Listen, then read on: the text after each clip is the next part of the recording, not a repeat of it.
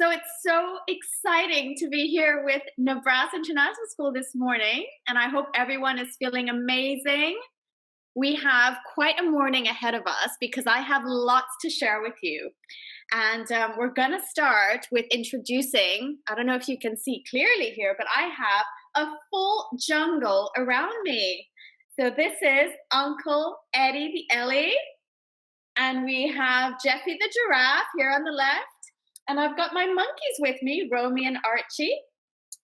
And we have Thiago, who's one of the characters in my other story. And last but not least, we cannot forget the main character of today's story, and her name is Stella. Stella would love to say a very good morning to all of you, and she hopes that you're going to have your best listening ears on for me today while we're reading the story. But before we begin, I want to tell you a little bit about myself. So my name is Stephanie Robert, and I'm a children's author, and I've written 2 books. The first one, titled Thiago's Shell, which I actually wrote for my son. And the second book, which we're going to be reading today, is called Stella's Song.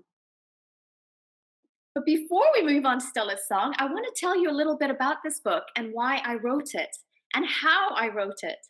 So my older son had a few issues with shyness. He'd sometimes feel a little bit, uncomfortable to join in on situations. And I could tell that he would just love to find more confidence to approach those situations. And I decided that how wonderful would it be to have a story to help him with that. And that's how I wrote this story, Thiago's Shell. So it's about a little shy turtle who overcomes his shyness in an unexpected way. And you can find this book in all the Magrudy shops. All right? But the really interesting thing about this book is that once I started to read it to my children, they said to me, because before it was an actual book, all it was, words typed on a piece of paper. And I'd read them the story and they said, Mommy, how wonderful would it be if we had some illustrations, some pictures to look at? And I'm very lucky because I have a brother who also lives here in Dubai, and he's an artist, and he accepted to illustrate the book for me. So I have something so special to share with you children this morning. Have you ever seen original illustrations of a book? I'm not sure. I bet you haven't. So here we go. This is a really sneak peek into the original illustrations of Thiago's Shell. So if you can see, children, it's just a sketch that the artist made. And you can see this is the inspiration behind the cover. So at first, it always starts out with just a black and white sketch like this. And in the illustration, you have to think about a few things. You have to think about, what is the message on that page? Does it match the story on that page of your book? And also, which characters are involved in that part of the story? And especially, what emotions are you trying to convey on that page as well? So are the characters happy? Are they sad? Are they nervous? Are they excited, surprised? There's so many things that you can convey, which is, the talent of the artist, through the characters. So that was actually what we had on the cover of Thiago's Shell. And now I'll just share with you another illustration. So these are some of the first few pages of the book. And this is a double page illustration. And this is when Thiago is tucking his head inside his shell because he's shy to say hello to his teachers. And this is the black and white sketch. And now I'm going to reveal to you, once we added all the colors and the words. So you see, it's not that difficult, and all of you can write your own books. You just have to sit down, come up with a lovely story, and then you can add the colors and just make sure that your illustrations match up to your words. So I hope you enjoyed that sneak peek. I think it's really interesting. But now, without further ado, I think it's time to talk about Stella's song. So what does a cover of a book teach us, children? We always have the title, Stella's song. So we know that the main character could possibly be called Stella, right? And then we have the main character, who is our elephant. And how about the setting? So, what does this cover tell us about the setting of the book? A jungle. Are we in the No. Are we A forest. No, we are in the jungle. And we can tell because we have a monkey and a parrot and all this lush vegetation. Okay, so shall we begin the story? Stella would like, oh, Stella is interrupting me. She loves to interrupt me. What does she have to say this morning? Yes. Stella actually says she's feeling a little bit nervous to share her story, and she thinks that it might be a great idea if you can help us start the story together. I think that's a really, really good plan. So, what we're going to do is we're going to say the first 4 words together, all right?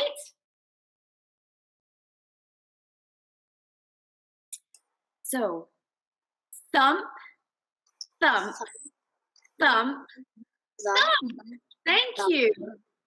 These are the sounds of Stella's big jump. She's a joyful little elephant, friendly, playful, magnificent. Stella lives in the wild, wild jungle with her mother, father, and one crazy, kind uncle. She loves her school, her friends, and her life. But there's one little thing that's causing her strife.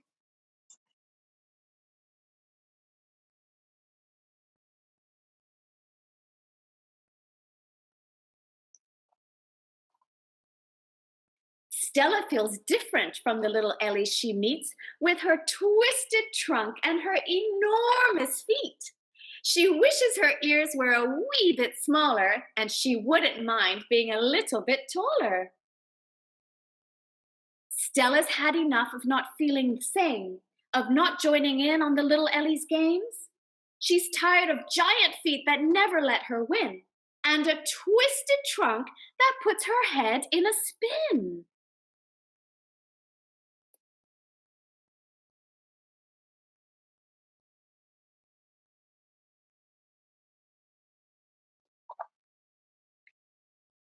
Feeling different can often be lonely. If only I could change who I am, she says. If only. Maybe then I could play every game and even win. I'll never make friends being me, at least not in this jungle I live in. Stella roams off to think for a bit. She passes by a tree and decides to sit.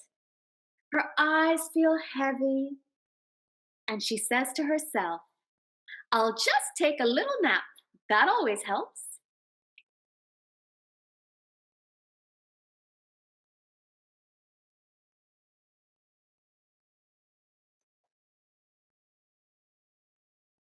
Not before long, Stella drifts off to sleep. Her imagination starts to bubble as she begins to dream deep. She's about to take a journey, a magical trip, and it starts with a hop and a skip. In her dream, she packs a bag full of bananas and nuts. I will make friends today, she says. No ifs, ands, or buts. Just for one day, I can really be free, and everyone I meet will just love me for me.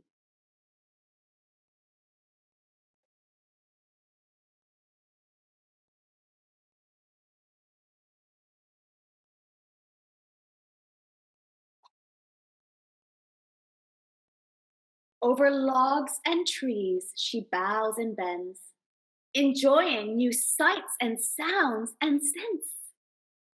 A rainbow of colors arches over a tree, and there are plenty of creatures she can suddenly see. Keen to explore, she stops for a while. Well, this is exciting, she says with a big smile. I might be frightened, but my brave's much louder. When I get back to my herd, they'd have never been prouder.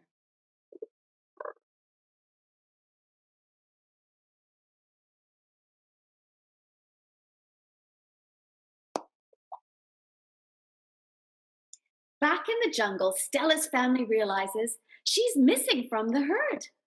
When no thumps, no giggles, no jokes, nothing at all can be heard. Without Stella, things aren't quite the same. The littlest Ellies especially miss her playing their silly Ellie games. Oh, where could Stella be? Her parents wonder impatiently. Oh, relax, says her uncle. She'll be back soon. That girl could find her way home by the light of the moon.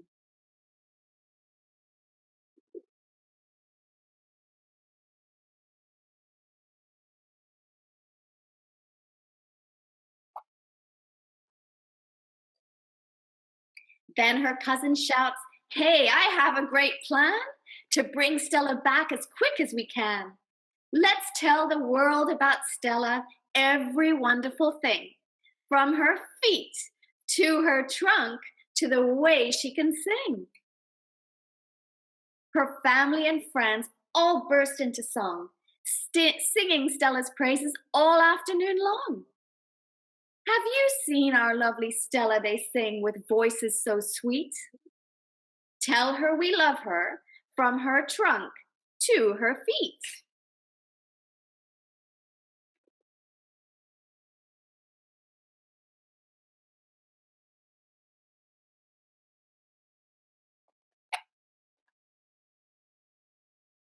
Meanwhile, in her dream, Stella is having so much fun. She's running round and round and she's basking in the sun. I've made so many friends of all shapes and sizes, from monkeys to giraffes. This jungle is full of surprises.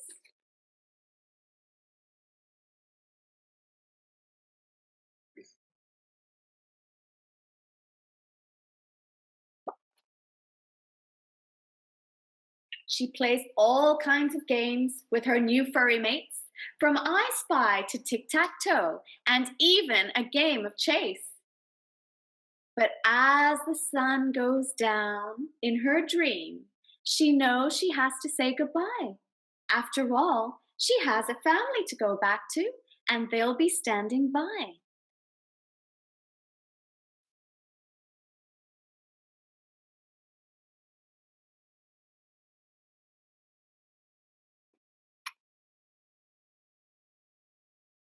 A few moments later, Stella slowly begins to wake. She realizes she'd fallen asleep completely by mistake. She leaps up onto her feet with a jungle booming moan. My family's going to be worried sick. I'd better hurry home. As she gets closer to the jungle, she begins to ponder. What happened while I was asleep? Was I missed, I wonder? She feels a bit nervous as she's about to appear, but then suddenly she hears a very loud cheer.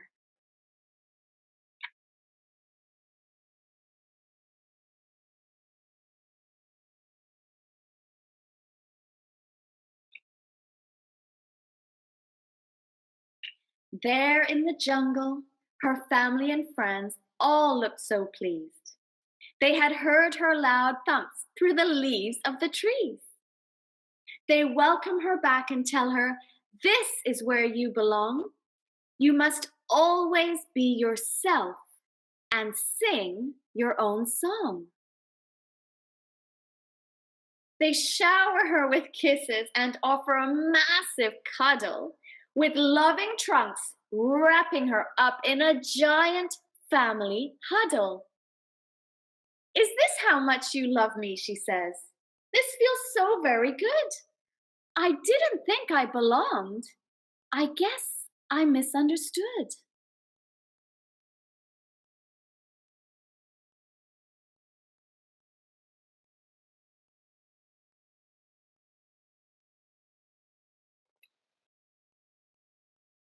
We never want you to feel left out, they all say at once. We love everything about you. Your laugh, your trunk, and especially your bounce. It's been too quiet without you. In fact, it's been a chore. Life without you, Stella, really is a bore. I had no idea, Stella says. If only I had known then what I know now, I'd have never questioned who I was or why I am or how. I love you all so much. There has never been a doubt. But now I can sing from the treetops. I will always be myself, no matter what, inside and out.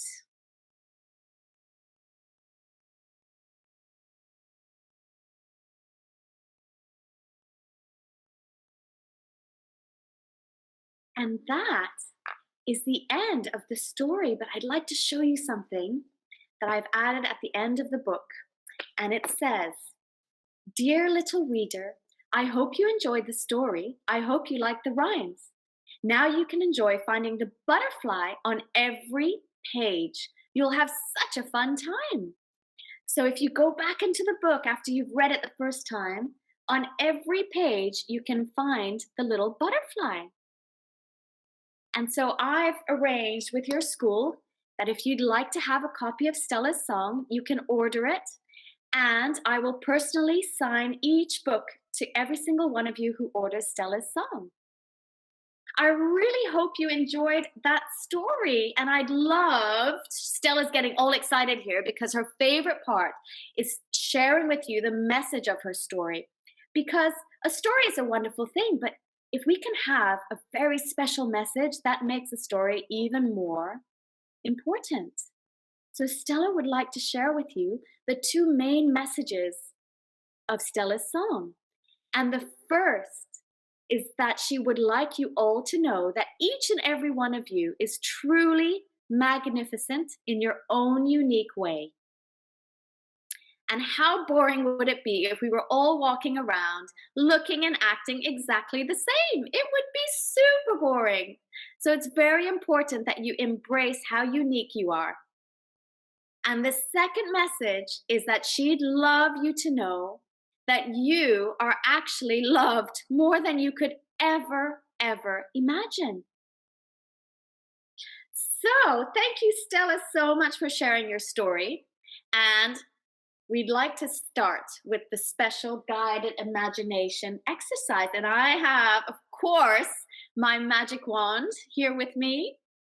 And what we're going to do is I'm going to play a little music. It's a relaxing music. And I'd like you to get really comfortable, whether you're in your bedroom, Basin, I can see you're in your bedroom, or whether you're in your classroom.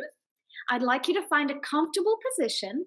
And then I'd like you to close your eyes, and everyone should stay on mute so that we can do this all together.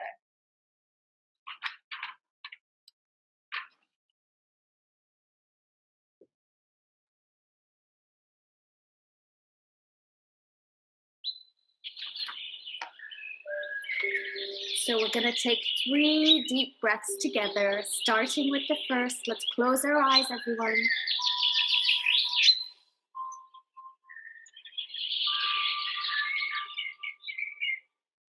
And the second breath.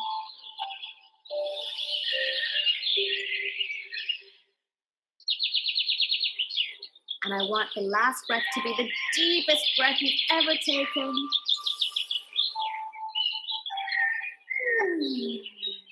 And then you can relax your shoulders. And now I want you to imagine that you are an enormous, magnificent elephant, just like Stella. I want you to picture your enormous feet firmly planted on the ground, and your magnificent trunk allowing you to take nice deep breaths. So let's take another deep breath together.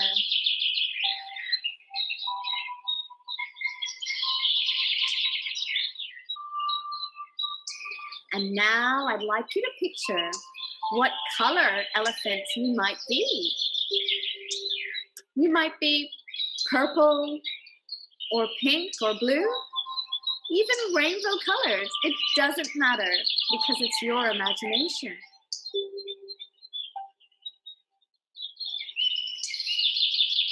And now I want you to picture a beautiful coconut. Who is making that noise?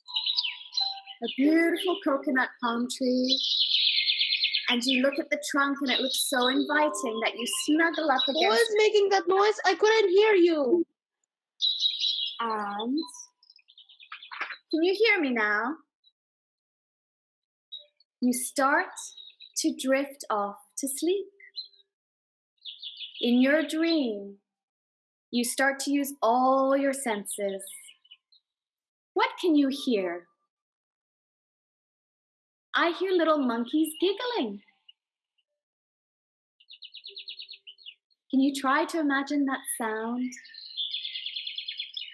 Now I hear birds chirping. They're singing a lovely little melody. And now I hear the leaves swish, swish in the gentle jungle breeze. Let's take another breath together.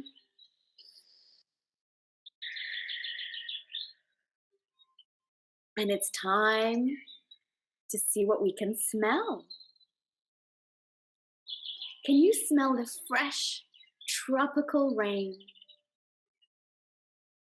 And all the beautiful flowers. Have you ever smelled a frangipani before? It smells so beautifully sweet, just like vanilla. And oh, did you feel that little droplet on your nose? That was ticklish. Now with your trunk, I want you to imagine that you're giving your monkey friend a really big cuddle. And his fur is so soft and fluffy. It feels so nice, you just don't want to let him go. But he starts to swiggle, and you let him go, and off he goes through the jungle branches. We take another deep breath.